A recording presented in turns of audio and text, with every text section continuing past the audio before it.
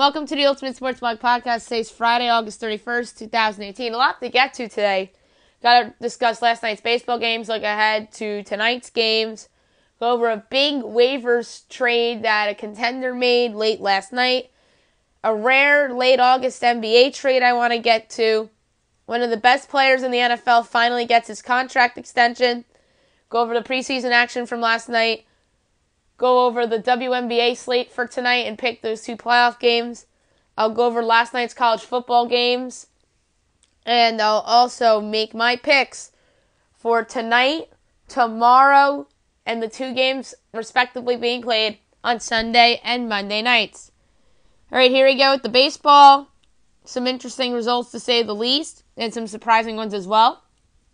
The Brewers defeated the Reds 2-1 as they improved to 75-60. The Reds dropped to 57-77. This game took 11 innings as Lorenzo Cain hit a homer in the top of the 11th inning as Milwaukee gets the win. Joakim Soria improves to 1-0 as a Brewer. Austin Bryce drops to 2-3. Josh Hader gets his 11th save of the year.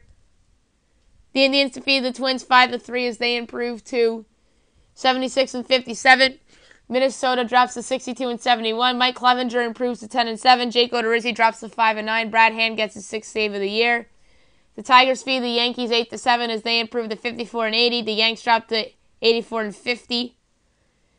Alex Wilson gets the win, improves to 2-4. Dellin Betances drops to 4-4. Shane Green gets his 28th save of the year. That was a rough loss for the Yankees. I said a couple days ago that the Phillies might have had the worst loss or most heartbreaking loss by a contender this year. Last night's Yankees defeat was pretty darn close in terms of they thought they had that game won. And here come the inferior Tigers. Victor Martinez and Nico Goodrum hitting back-to-back homers off of Dellin Betances. Victor Martinez hit the game-tying one, and Nico Goodrum hit the go-ahead one. And Tigers hang on for the win. But yeah, that was a rough one for the Yanks. The Yanks have had two brutal, heartbreaking losses of that nature this season. That and then that brutal Sunday night loss in Fenway, which had a 4-1 lead with Aroldis Chapman. At least they would have the excuse of they didn't have Aroldis Chapman, or else Dellin Betances would have pitched another inning, and maybe the matchups would have been better for them. But nope, the Yankees suffer another heartbreaking defeat. So those two Yankee losses and that Phillies loss against Washington the other night that I talked about on my podcast from the other day have to be three of the most devastating losses by contenders this year. And let's face it, the Nationals are not a contender. They traded Daniel Murphy and Matt Adams away. But that was a pretty brutal loss that they had against the Cubs on Sunday Night Baseball when the Cubs had bases loaded, 2 outs, down 3 runs, and David Bodie at the walk-off grand slam. That was another brutal loss by a preseason contender, but not a reality contender. All right, back to the results. Speaking of contenders, the Cardinals defeated the Pirates 5-0. Big win for St. Louis. They improved to 75-59. The Pirates dropped to 65-69. John Gant improves to 6-5. Joe Musgrove drops to 5-8. The Cubs defeated the Braves 5-4. Big win for the Cubs as they improved to 79-54. The Braves dropped to 74-59. Brandon Kinsler improves to 2-3. Mike Faltiunits drops to 10-9. Pedro Strop gets his 11th save of the year. The Red Sox defeated the White Sox 9-4 as they improved to 93-42. The White Sox dropped to 53-81. Ryan Brazier gets the win, improves to 1-0. Thiago Vieira drops to 1-1. The Angels defeated the Astros 5-2 as they improved to 65-69. Houston drops to 82-52. Andrew Heaney improves to 8-8. Justin Verlander drops to 13-9. Verlander has not pitched well over the last couple months. The Mariners defeat the Athletics 7-1. Big win for Seattle as they improved to 75-59. Oakland drops to 80-55. Wade LeBlanc improves to 8-3. Frankie Montas drops to 5-4. The Diamondbacks defeated the Dodgers 3-1. Big win for Arizona as they improved to 74-60. The Dodgers dropped to 72-62. Robbie Ray improves to 4-2. Rich Hill drops to 6-5. Brad Boxberger gets his 31st save of the year. The Padres defeated the Rockies 3-2 in 13 innings as they improved to 53-83. Colorado drops to 72-61. Robert Stock improves to 1-1. Brian Shaw drops to 4-6. Walk-off homer by Franmil Reyes with 2 outs in the bottom of the 13th got the Padres the win. Brutal loss for Colorado. Let's talk about brutal losses for contenders there. Tonight's games, all-night games, 7 o'clock, Tigers-Yankees. Yankees got to bounce back here. They've lost 3 of their last 4 to subpar teams. They have their ace on the mound tonight, Luis Severino, who's pitched a little bit better of late. Jordan Zimmerman goes for Detroit. Brewers-Nationals, Julius Chacin and Tanner Roark. Cubs-Phillies, Jose Quintana, Nick Pivetta. Rays-Indians, Tyler Glasnow and Corey Kluber. Blue Jays-Marlins, Aaron Sanchez and Dan Straley. Pirates-Braves, Jameson Taillon and Anibal Sanchez. Twins-Rangers at 8 o'clock. Stephen Gonsalves and Drew Hutchinson. Red Sox-White Sox. Here's a fun one. Nathan Eovaldi and Michael Kopech. Kopech is starting against the team that drafted him, and now he's pitching against the Red Sox, so I expect him to be motivated. I won't be shocked if the Red Sox drop one here tonight, and especially with Nathan Eovaldi not pitching great of late. Angels-Astros, Jaime Barria and Framber Valdez. Orioles-Royals at 8:15. Andrew Cashner and Brad Keller. Reds-Cardinals, Homer Bailey and Austin Gomber. 10 o'clock, Mariners-Athletics, Mike Leake and Mike Fiers. Diamondbacks-Dodgers, Zach Greinke and Hagen Ryu. So Greinke's going up against his former team. Rockies-Padres, Antonio Sensala and Brett Kennedy.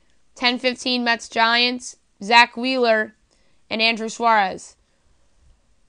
Speaking of the San Francisco Giants, last night they had traded Andrew McCutchen to the New York Yankees for 2 lower-level prospects. Abital Avellino, the infielder, that's the Yanks' number 23 prospect, and number 26 prospect, right-handed pitcher, Juan DePaula. I think this is a nice deal for New York. He'll play some right field for them. I can see them using him as a DH as well. My big takeaways from this trade are that Aaron Judge might not be back this season. But then again, if they thought that a couple weeks ago, then they should have made this trade a few weeks ago. But maybe they didn't think that then. They may think that now. So they pretty much copied what the Chicago Cubs did by getting a veteran hitter and to help their lineup in case their superstar doesn't come back. But in the Cubs' case, it was Daniel Murphy in case Chris Bryant doesn't come back. 2 smart moves by those 2 contenders, by the way. And I do think McCutchen will help the Yankees. Another takeaway here from this move from a Yankees perspective is I'm not sure if Brett Gardner will be getting the regular playing time that he's been getting.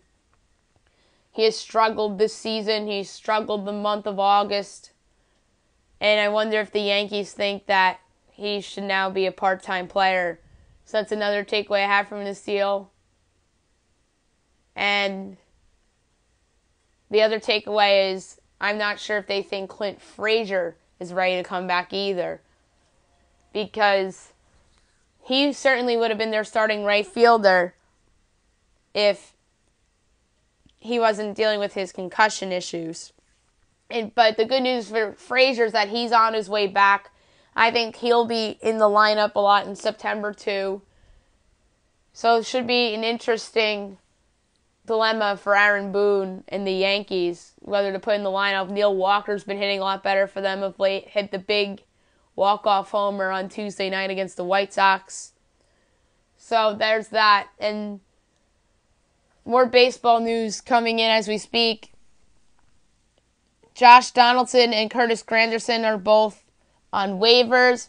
The St. Louis Cardinals have been mentioned as a destination for Josh Donaldson. I'd like that fit. He'd play third base for them purely as a rental. Just like the Yankees case of McCutchen, it's a rental, and the Cubs case of Murphy. These are all rental players in contract years.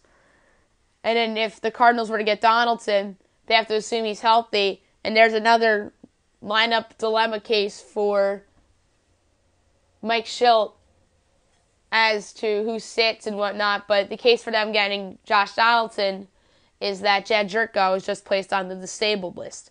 So a lineup dilemma may not be coming until after Jerko comes back.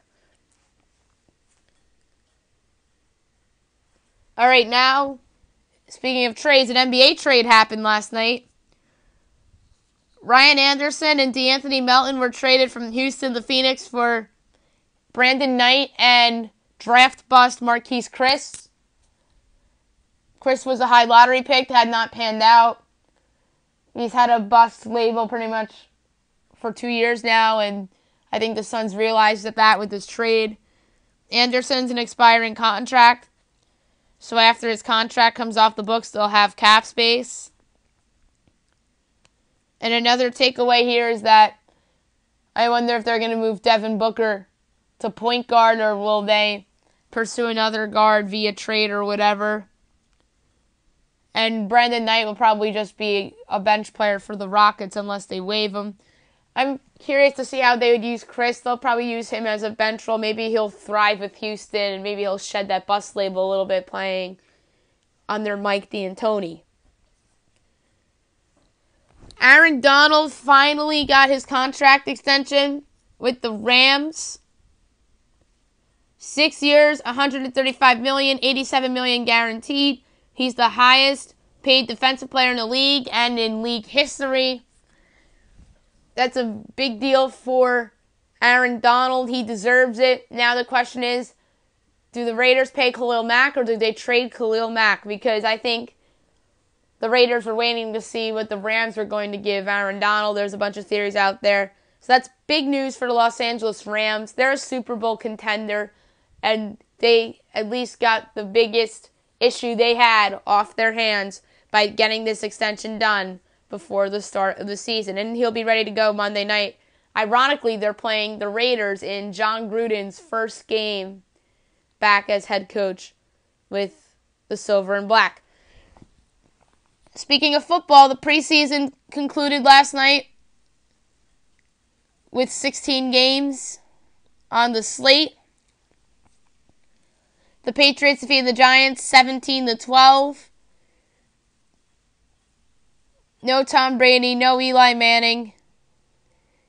Danny Etling started for New England, 18 for 32, 157 yards, 2 interceptions, and 1 touchdown pass. Quarterback ranking of a 53.8. Kyle Lauletta got the start for the Giants, 8 for 19, 119 yards, a touchdown pass, and 2 picks. Quarterback ranking of 41. He was their, I believe, 4th-round draft pick this year. So he'll be battling Davis Webb for the backup job. I think Webb wins that job because I feel like he had a better season or preseason than Lauletta. Although Webb had the rough game against the Browns, he showed a lot in that Lions game, and he did some things against the Jets too. So I expect Lauletta to end up on the practice squad for now. The Dolphins defeated the Falcons 34-7. Brock Osweiler, 16 for 25, 147 yards and 2 touchdowns with a quarterback ranking of 106.6. So good game for him. He'll probably be the backup to Ryan Tannehill this year.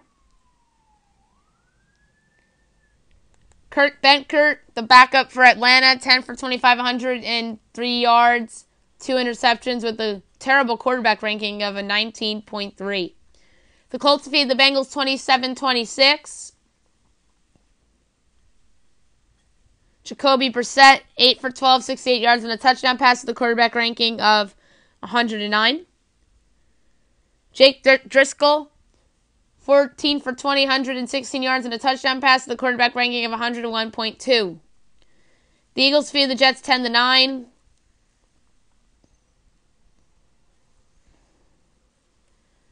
Josh McCown saw some time, 3 for 8, 26 yards with a quarterback ranking of 46.9. He'll be the backup to Sam Darnold with the trading of Teddy Bridgewater. Christian Hackenberg saw action, 7 for 16, 69 yards and 2 picks with a quarterback ranking of a 16.9. Joe Callahan saw a lot of time too, 18 for 26, 164 yards, a touchdown and a pick with a quarterback ranking of 82.8. And I'm interested to see who the Eagles start week 1. I'll talk about NFL week 1 as the days approach. I'm going to be doing my NFL predictions podcast at some point next week. The Browns defeated the Lions 35-17. Baker Mayfield 9 for 16, 138 yards, the quarterback ranking of 84.9. Jake Rudock 14 for 24, 112 yards and a touchdown pass. The Ravens defeated the Redskins 30-20.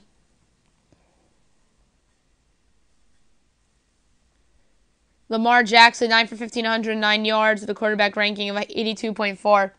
Ravens backup quarterback is going to be one of the interesting choices as we approach the season, because you have Lamar Jackson, you have RG3, and Griffin's former team, the Redskins. Kevin Hogan played the whole game, 22 for 38, 272 yards, 3 touchdowns, and 2 interceptions, with a quarterback ranking of 84.5. The Steelers defeated the Panthers 39-24.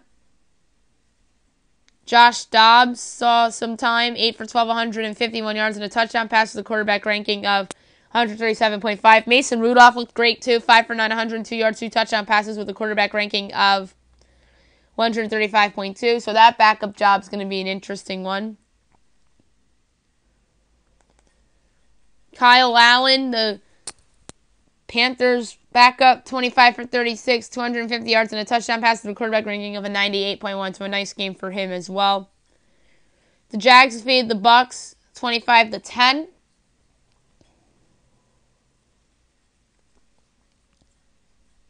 Ryan Griffin, 17 for 27, 151 yards and a touchdown pass with a quarterback ranking of a 90.2. He's had a nice preseason for Tampa Bay. Cody Kessler saw brief action, 4 for 6, 32 yards with a quarterback ranking of a 79.9. The Vikings defeated the Titans 13-3. Kyle Sloter, 11 for 15, 130 yards and a touchdown pass with a quarterback ranking of 121.5. Trevor Siemian, the former Bronco, 6 for 11, 55 yards with a quarterback ranking of a 68.4. Luke Falk played the whole game. 13 for 24, 114 yards with a quarterback ranking of a 67. The Bills defeated the Bears 28-27. A.J. McCarron played the whole game. 13 for 34, 156 yards, 3 touchdowns, 2 picks with a quarterback ranking of a 58.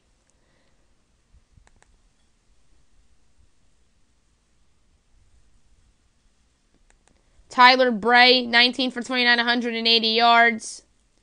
And a pick with a quarterback ranking of a 68.2. The Saints defeated the Rams 28-0.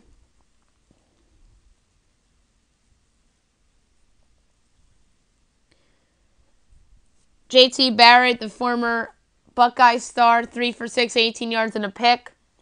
Quarterback ranking of a 16.7.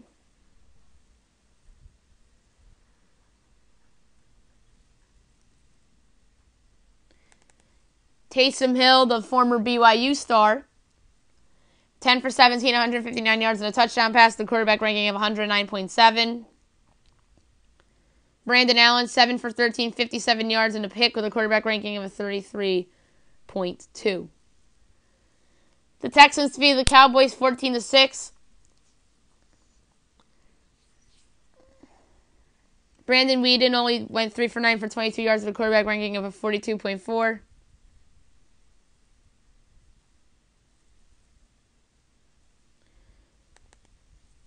Joe Webb, 11 for 18, 136 yards, with a quarterback ranking of 84.5.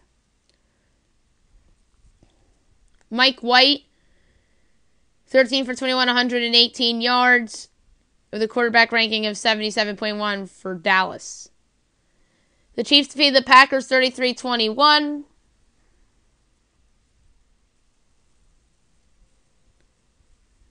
Chad Henne only went 4 for 5, 33 yards and a touchdown pass with a quarterback ranking of 133.8.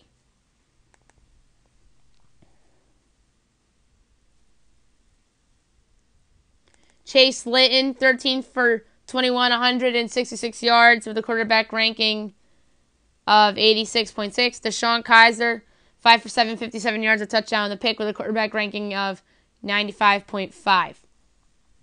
The Chargers defeated the 49ers 23-21. Geno Smith, 4 for 6, 16 yards, a quarterback ranking of 70.1. Cardell Jones, 3 for 6, 21 yards, and a touchdown pass with a quarterback ranking of 97.9.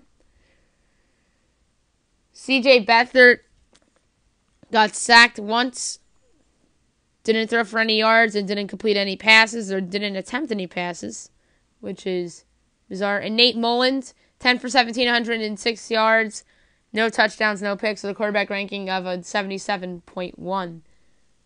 The Broncos defeated the Cardinals 21-10. Paxton Lynch showed some life. 14 for 15, 128 yards, 2 touchdown passes was with the quarterback ranking of 141.8. Chad Kelly, 12 for 19, 126 yards and a pick, quarterback ranking of 60.4. Mike Lennon, 8 for 10, 69 yards and a touchdown pass with a quarterback ranking of 128.8. And last but not least, the Raiders defeated the Seahawks 30-19. E.J. Manuel looked solid. 18 for 22, 255 yards, 3 touchdown passes with a quarterback ranking of 154.5. Austin Davis, 13 for 20, 194 yards, and a touchdown pass with a quarterback ranking of 113.3. WNBA playoffs tonight. 2 big game 3s. 8 o'clock ESPN News, Dream Mystics. Tie series at 1 apiece. This is a hard call, but I'm going to take the Mystics with the hope that Elena Delle Donne is back. And it certainly helps that they now have home court advantage. Then you have the Storm and the Mercury. 10 o'clock on ESPN News. Game 3. The Storm are 1 win away from the WNBA Finals, but I think the Mercury are going to take this game to force a Game 4 on their home court. Diana Taurasi's unbeaten in the elimination games, and that streak will continue at least through tonight. College football began last night. There's some interesting results. Some upsets, some non-surprising results, and some closer games than folks expected, because that always tends to happen in week 1 of college football.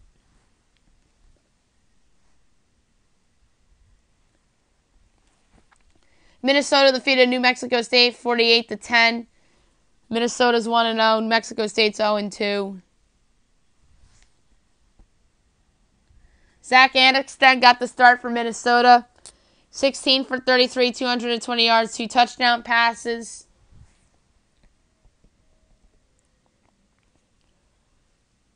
Matt Romero from New Mexico State, 29 for 58, 233 yards, a touchdown, and an interception. 21st ranked UCF defeated UConn 56-17. Mackenzie Milton was great.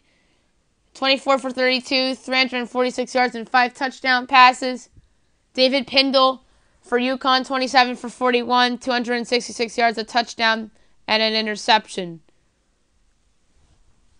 Ball State defeated Central Connecticut 42-6. Ball State's 1-0. Central Connecticut's 0-1. Riley Neal, 23 for 30, 259 yards, and 2 touchdown passes. Jake Dolagala, 14 for 24 and 117 yards. Georgia State defeated Kennesaw State 24-20. I correctly predicted Georgia State on the podcast. Dan Ellington, 20 for 28, 187 yards and 3 touchdown passes. Chandler Burks, 12 for 19, 201 yards, a touchdown, and a pick.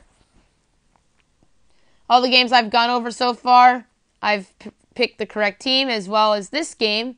Utah defeated Weber State 41-10. Utah's 1-0. Weber State's 0-1. Tyler Huntley, 24 for 39, 253 yards, 4 touchdowns, and a pick. So solid game for him. Caden Jenks, 5 for 22 and 13 yards. So not an impressive game for him. Wake Forest defeated Tulane 23-17. I had Wake Forest on the podcast. And this game took overtime for Wake to win. Tulane gets the cover. Sam Hartman, 31 for 51, 378 yards, 2 touchdowns, and 2 picks. Jonathan Banks, 18 for 37, 281 yards, and 2 touchdown passes. Northwestern defeated Purdue 31-27. I had Purdue on the podcast. I was incorrect. Clayton Thorson, 16 for 26, 172 yards. Elijah Sindlar, 18 for 30, 196 yards, a touchdown, and 3 interceptions. Oklahoma State defeated Missouri State 58-17. Obviously, the Cowboys 1-0, and Missouri State's 0-1. Taylor Cornelius, 24 for 34, 295 yards, 5 touchdowns, and an interception. Peyton Huslig, 11 for 28, 150 yards, and 2 touchdown passes. UAB absolutely destroyed Savannah State, 52-0. AJ Erdely, 22 for 28, 228 yards, 2 touchdowns, and an interception. Devon Gibbons, 1 for 9, 23 yards, and a pick. So not much passing action there. Louisiana Monroe defeated Southeastern Louisiana 34-31. So UL Monroe survives. Caleb Evans, 35 for 53, 346 yards, 2 touchdowns, and a pick. Chasen Vergil, 28 for 39, 358 yards, 4 touchdowns, and an interception. Texas A&M defeated Northwestern State 59-7 in Jimbo Fisher's first game as head coach. Kellen Mond got the start, 17 for 25, 184 yards, and 2 touchdown passes. For the Aggies, Clay Holgerson, 9 for 19, 125 yards, and a touchdown pass. UC Davis pulled off the upset of the night over San Jose State, 44-38. Boy, brutal loss for the Spartans of San Diego State. They might go winless this season. I might call it on this podcast right now because that was the only game I had them winning all year. Jake Mayer, the quarterback from UC Davis, 37 for 55, 446 yards, 3 touchdowns, and an interception. Montel Aaron, 13 for 19, 254 yards, and 2 touchdown passes. All right, the moment you all been waiting for. The picks for week 1. Well, I should say the rest of the picks. Tonight, tomorrow, and Sunday. So, yesterday, 10-2. Not a bad start to the season. The 2 losses. I took San Jose State and I took Purdue. Those are the 2 games I whiffed on. First game tonight, Syracuse at Western Michigan, 6 o'clock, CBS Sports Network. Syracuse is laying 5.5. The pick is Syracuse straight up. The over-under is 65. And I'm taking Syracuse to cover the 5.5 as my official gambling pick. Monmouth at Eastern Michigan. This is easy. I'm taking Eastern Michigan straight up. There's no line posted. So that's all I have for you. 7 o'clock on the Big Ten Network, Utah State at number 11, Michigan State. The Spartans are laying 23.5. I'm taking the Spartans straight up. And my gambling pick for this is the over 50.5. And that is my best bet for tonight. Army at Duke, 7 o'clock on ESPNU. Duke is laying 13.5. I am going to take Duke here, although I wouldn't be surprised if the Army Black Knights kept this game close, but I am taking Duke to cover anyway. I think it'll be a late cover, and that's my official gambling pick for the game.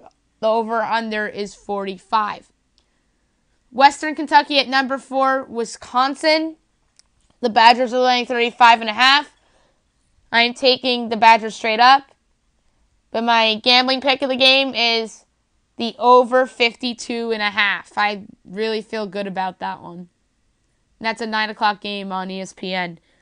9 o'clock on Fox Sports 1, San Diego State at number 13, Stanford. Stanford's laying 14.5. The Aztecs upset the Cardinal last year, but that was at San Diego State. It's not happening again this year on Stanford's home turf. I like Stanford to win. I like them to cover. And the cover is my official gambling pick. The over-under is 48.5. Portland State and Nevada, no line posted. Taking Nevada straight up. Colorado versus Colorado State. Colorado State had that ugly loss against Hawaii. It wasn't really ugly, but it looked ugly. And then Colorado State made it look somewhat closer than it really was. The Buffaloes are laying 7.5. I mentioned that the Rams dropped their opener against Hawaii. I don't think they win here. I like the Buffaloes straight up, and I think they'll cover the 7.5. The over-under in this game is 65. Saturday, Oregon State at number 5, Ohio State, 12 o'clock ABC. No Urban Meyer, no problem. Buckeyes win big. I think they win big. The Buckeyes are giving 38.5. But my gambling pick in this game is over 64. So I like the Buckeyes straight up and the over 64. FAU at number 8, Oklahoma, 12 o'clock on Fox. The Owls will be one of the better group of 5 teams this season, but they are not beating the Sooners in Norman.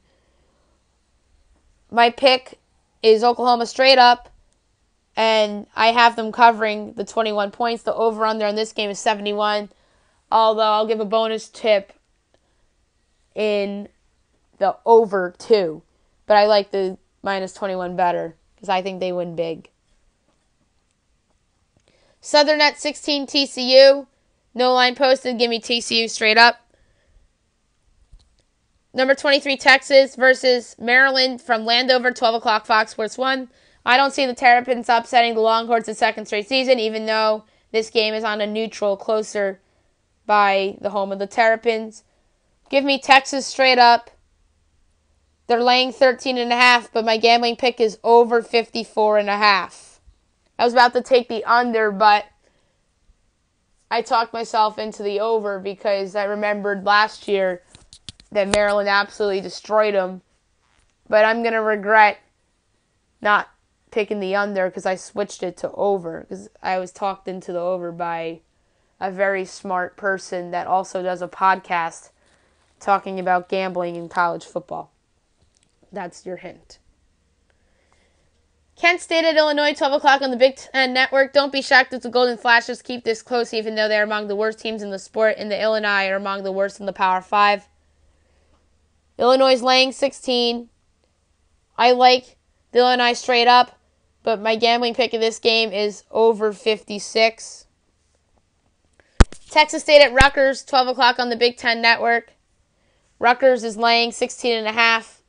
I think they win and cover. I don't have the over-under in front of me. Coastal Carolina at South Carolina.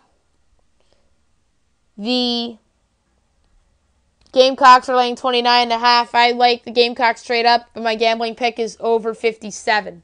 Because I think the Gamecocks are going to score and score a lot. Deebo Samuel's back, and I really like them in this spot against one of the worser group of 5 teams in the country. Ole Miss versus Texas Tech from Houston, 12 o'clock on ESPN. I like Ole Miss in this spot. Texas Tech is laying 2. I think Ole Miss easily covers the +2 and they win outright. So my pick here is the +2. Ole Miss wins straight up as well. The over-under in this game is 67. I like the over there too. James Madison at NC State, 12 o'clock on ESPNU. I have no line for this. The Dukes are one of the better FCS teams, but I like the Wolfpack here at home. Give me NC State. Villanova Temple, 12 o'clock ESPN News. Give me Temple. I don't have a line for you there. Houston at Rice. Houston's laying 25.5. I like Houston straight up, but my pick from a gambling perspective here is over 55.5. Furman at number 2, Clemson. Give me Clemson. Elkhorn State at Georgia Tech. Give me Georgia Tech. Both of those games are on the ACC network, as well as UMass at Boston College. Boston College is laying 18.5. I like Boston College to win straight up, but my gambling pick here is over 63. Stony Brook at Air Force at 2 o'clock. Give me Air Force. No line set on that game, as well as Howard at Ohio. Give me Ohio. That's also a 2 o'clock game. 3 o'clock on ESPN. Austin Peay at number 3, Georgia. Give me Georgia straight up. Duh. A huge one from Atlanta. Number 9, Auburn against number 6, Washington. 3:30, ABC. This is perhaps the biggest game of the weekend with these two preseason playoff contenders facing off. The Huskies may be the better team, but the fact that this game is being played in Atlanta, which is SEC territory, makes me like the Tigers here in this spot. So give me Auburn, who is laying 2.5 in the game. So give me Auburn straight up, but the gambling pick here is under 48.5. Because I don't expect a lot of scoring. There's two good defensive teams. Appalachian State at number 10, Penn State, 3:30 on the Big Ten Network. The Mountaineers are one of the better group of Tide teams, but the Nittany Lions are just so much better. Give me Penn State straight up. They're giving 24 points, but my gambling pick here is over 54.5. Tennessee versus 17 West Virginia from Charlotte, 3:30 CBS. Many folks are high on the Mountaineers this season, and for good reason. Will Grier be a Heisman contender, and he'll lead the way for the Neers in this game against an SEC program that won't be very good this season. So give me West Virginia straight up. They're giving 10 points. But my gambling pick here is over 61.5. I think the Mountaineers are just going to keep scoring and scoring and scoring. I'm not a big fan of the Mountaineers defense, so I won't be surprised if Tennessee puts up points, so that's why I like the over so much. And I think West Virginia can get to 45-50 in this game. So that's another big reason why I like the over. Albany at Pittsburgh, 3:30 ACC Network. Give me Pitt at home. It's one of the few games I expect them to win this year. No line. Marshall at Miami, Ohio, 3:30 on ESPN+. Marshall is laying 1.5 points. Not so fast. I like Miami, Ohio to pull off the upset and obviously cover the 1.5. That's my gambling pick on here. Miami plus 1.5. The over-under on this game is 51. Central Michigan at Kentucky, 3:30 on ESPNU. Kentucky's laying 17 points. My pick straight up is Kentucky, but the gambling pick here is over 49.5. Northern Illinois at Iowa, 3:30 on the Big Ten Network. Iowa's laying 10.5. I like Iowa here, and I think Iowa covers the 10.5. The over-under here is 45.5. But the gambling pick, like I said, is the minus 10.5 with Iowa. Washington State at Wyoming, 3:30 on CBS Sports Network. The Huskies are poised to take a step back this season. I like the Cowboys here at home after that impressive win at New Mexico State. So give me Wyoming straight up. And the gambling pick here is Wyoming plus 1.5. I can't believe Wazoo's giving in this game rather than getting. Even though Wazoo's a Pac-12 team and Wyoming's a Mountain West team. So I love Wyoming and I love the plus 1.5. UNLV at 15th ranked USC, 4 o'clock on the Pac-12 network. USC is laying 25.5. Give me the Trojans here. But the gambling pick, this is a bit risky. I'm going to go under 64. I just think that JT Daniels and company are going to just play it conservative. So I just don't think that will be the case. I just think that they'll play under 64. I can see this game being like 40-20 USC. That would just get it done. North Carolina at Cal, 4 o'clock on Fox. Cal's giving 7. I like Cal straight up, but my pick here is easy. I'm taking the over 16.5. That's one of my best bets for Saturday. UT Martin at Missouri. Give me Missouri. There's no line on that because it's an FCS versus FBS game. Eastern Illinois at Arkansas. Same thing. It's FCS team, so no lines given. I like Arkansas there. A very underrated game on the slate. 22, Boise State at Troy. 6 o'clock ESPN News. Here you have two of the better group of 5 schools. The Broncos just have more talent. I like them in the spot on the road. Give me Boise State. And my gambling pick is for them to cover the 10.5. And the over-under is 50. Old Dominion at Liberty, 6 o'clock. I like Old Dominion there. And I like them to cover the 6.5. The over-under is 58. Fordham at Charlotte. I like Charlotte. North Carolina A&T at East Carolina. I like East Carolina. Alon at South Florida. Give me South Florida. Richmond at Virginia. Give me Virginia. Delaware State at Buffalo. Give me Buffalo. South Carolina State at Georgia Southern. Give me Georgia Southern. Grambling at Louisiana. Give me Louisiana. VMI at Toledo. Give me Toledo. Southeast Missouri State at Arkansas State. Give me Arkansas State. Mercer at Memphis. Give me Memphis. Central Arkansas against Tulsa. Give me Tulsa. Louisiana Tech at South Alabama. I like Louisiana Tech in that spot. They're laying 10.5, and I like them to cover the 10.5. The over-under is 51. Jackson State at Southern Miss. I like Southern Miss. Cincinnati at UCLA, 7 o'clock ESPN. Chip Kelly's team won't be good this season, but I like them to get the win here in his debut. So give me UCLA straight up. They're laying 15, but my gambling pick here is under 64. Same thing with the USC game. I could see this being 40-20, and that gives me the under. Indiana at FIU. I like Indiana here straight up. They're laying 10.5. But my gambling pick here is over 55, and that's one of my best bets for Saturday. Nichols at Kansas. Give me Kansas. South Dakota at Kansas State. Give me Kansas State. Oh, here we go. 14 Michigan at number 12 Notre Dame, 7:30 NBC. Mike Tirico will be doing the play-by-play honors. This is the other game you can make a case for is the biggest of the weekend. ESPN's College Game Day will be on hand in South Bend for the first time in 6 seasons. That atmosphere is going to be ruckus. I absolutely love the Irish at home in this low-scoring, close game. Give me Notre Dame here. The game is a pick'em. It was at -1. I love it even more at a pick'em. Give me the Irish straight up. But the best gambling bet here is under 46.5. I can see this being 24-17, 24-20, 23-17, 23-20 type of game. And these are two excellent defensive teams going head-to-head there. Charleston Southern at Florida. Give me Florida. Stephen F. Austin against Mississippi State. 18th ranked Mississippi State, by the way. Give me Mississippi State. Middle Tennessee at Vanderbilt. A lot of people like that upset, but I like Vanderbilt to win the game. They're giving 3. My pick there is Vanderbilt straight up and -3. The over-under there is 57. SMU at North Texas. This is an interesting game. North Texas is laying 4.5. Not so fast. I like SMU straight up and to cover the 4.5.